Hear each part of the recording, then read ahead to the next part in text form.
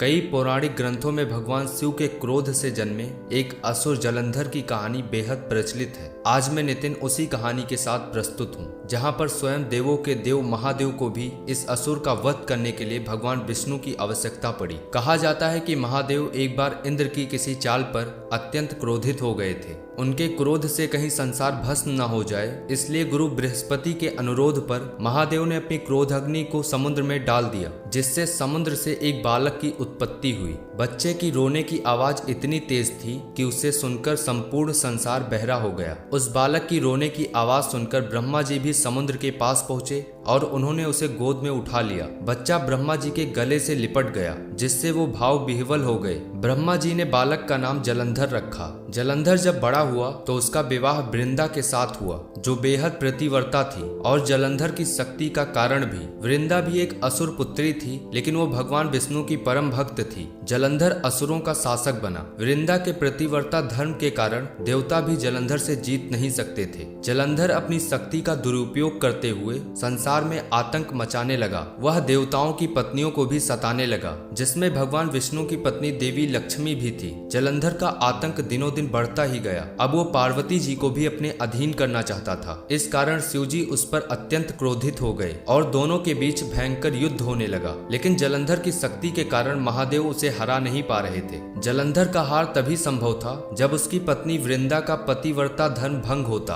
वृंदा का पतिव्रता धर्म भ्रष्ट करने के लिए भगवान विष्णु जलंधर का रूप धारण करके वृंदा के पास पहुंचे। वृंदा को लगा कि यह जलंधर है और वो भगवान विष्णु के संग पति जलंधर जैसा व्यवहार करने लगी। इस प्रकार वृंदा का प्रतिवर्ता धर्म भंग हो गया और महादेव जलंधर का वध कर सके। भगवान विष्णु द्वारा प्रतिवर्ता धर्म भ्रष्ट होने के कारण वृंदा ने आत्मदाह कर लिया और उसकी राख के ऊपर तुलसी पौधे का जन्म हुआ। इस प्रकार वृंदा आज के युग में तुलसी के रूप में जानी जाती है। मैं उम्मीद करता हूँ कि आपको ये कहानी पसंद आई होगी। अगर पसंद आई हो तो अपने दोस्तों के साथ शेयर जरूर करना। तब तक के लिए जय हिंद, जय भारत।